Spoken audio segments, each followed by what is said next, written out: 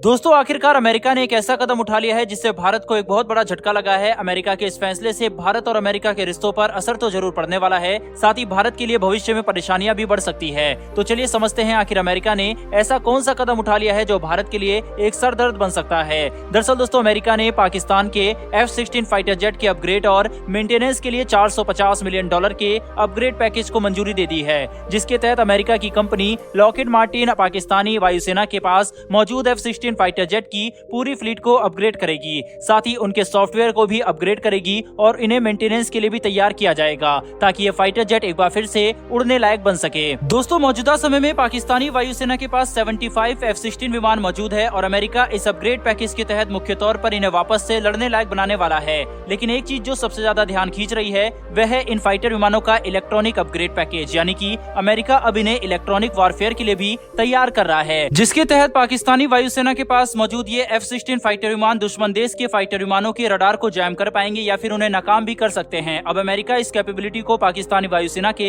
हाथ में देने वाला है, तो जाहिर सी बात है कि ये भारत के लिए एक काफी बड़ा खतरा है। सबसे महत्वपूर्ण बात तो यह है कि ऐसा भी हो सकता है कि अमेरिकी सरकार पाकिस्तानी वायुसेना के इन F-16 विमानों के लिए $450 मिलियन का ये अपग्रेड पैकेज सब्सिडाइज कर दे, यानी कि पाकिस्तान को इसके लिए पैसा ना देना पड़े। लेकिन अब ये सवाल उठता है कि आखिर अचानक से ऐसा क्या हो गया कि अमेरिका पाकिस्तान के F-16 को अपग्रेड भी कर रहा है, साथ ही इसे अपग्रेड पैकेज को सब्सिडाइज भी कर सकता है। दरअसल दोस्तों हम सब जानते हैं कि भारत और अमेरिका के बढ़ते रिश्तों की वजह से अमेरिका ने पाकिस्तानी सेना को उनके हथियारों और लड़ाकू विमानों के मेंटेनेंस और स्पेयर पार्ट की सप्लाई बंद कर दी थी। वहीं इसके साथ ही अमेरिका पाकिस्तान को जो मिलिट्री एड देता था वह भी बंद कर दी थी। लेकिन अब अचानक से पाकिस्तान और अमेरिका के बीच में रिश्ते सुधरने लगे हैं। इसकी सबसे बड़ी वजह यह है कि पाकिस्तान ने यूक्रेन युद्ध के दौरान यूक्रेन को काफी हथियार सप्लाई किए हैं, यानी कि पश्चिमी देशों की तरफ से जो हथियार यूक्रेन के लिए आ रहे थे वे पहले पाकिस्तान में आते थे, जिसके बाद से पाकिस्तान इन वेपन्स को यूक्रेन तक पहुंचा देता था। वहीं ऐसा करने की वजह से अमेरिका और पश्चिमी देश पाकिस्तान से काफी ज्यादा खुश हैं, लेकिन ऐसा करके पाकिस्तान ने रूस और चीन को नाराज कर दिया है। यही वजह है कि अमेरिका अब अचानक से पाकिस्तान को $450 मिलियन का अपग्रेड पैकेज दे रहा है, साथ ही इसे सब्सिडाइज भी कर सकता है। दोस्तों हम ऐसा तो नहीं कह सकते कि अमेरिका पाकिस्तान को F-16 अपग्रेड पैकेज भारत और रूस के बीच में बढ़ते रिश्तों की वजह से दे रहा है, लेकिन अमेरिका यहाँ पर एक बार फिर से भारत के हित को नजरअंदाज जरूर कर रहा है।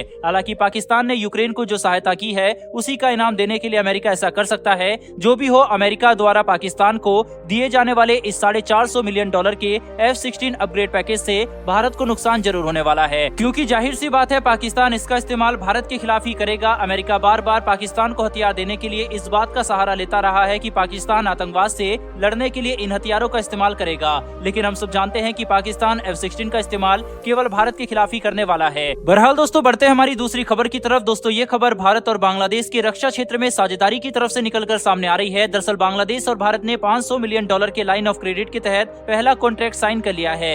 ये कॉन्ट्रैक्ट भले ही आकार में छोटा है, लेकिन ये एक अच्छी शुरुआत है। भारत ने बांग्लादेश को साल 2017 में $500 मिलियन की defence line of credit issue की थी, जिसके तहत बांग्लादेश भारत से $500 मिलियन के हथियार खरीद सकता है और इनकी पेमेंट करने के लिए बांग्लादेश को कई सालों का समय मिलेगा, यानी कि बांग्लादेश को इनकी पेमेंट तुरंत करने की जरूरत नहीं होगी। ये हथियार और उपकरण भारत के लाइन ऑफ क्रेडिट के तहत खरीदे जाएंगे। वहीं पर अब इसी 5 साल पहले जारी किए गए लाइन ऑफ क्रेडिट के तहत बांग्लादेश ने भारत के साथ पहला कॉन्ट्रैक्ट साइन कर लिया है, जो कि भारत और बांग्लादेश की रक्षा क्षेत्र में बढ़ती साझेदारी के लिए एक काफी अच्छी शुरुआत है। जब बांग्लादेश भारत से अपनी $500 मिलियन की लाइन ऑफ क्रेडिट के तहत सारे जरूरत के उपकरण और हथियार खरीद चुका होगा, इसका मतलब ये होगा कि बांग्लादेश के पास $500 मिलियन के भारतीय हथियार या उपकरण मौजूद होंगे, जिनका इस्तेमाल वे कर रहे होंगे और उन्हें सस्टेन करने के लिए आगे जाकर उन्हें और हथियार और उपकरण खरीदने पड़ेंगे। तो कुल मिलाकर लाइन ऑफ क्रेडिट से भारत को ही फायदा होने वाला है, जिसके तहत बांग्लादेश जब एक बार भारतीय हथियारों का इस्तेमाल करना शुरू कर देगा और वह इनकी क्षमता से पूरी तरीके से संतुष्ट हो जाएगा, तो वे भविष्य में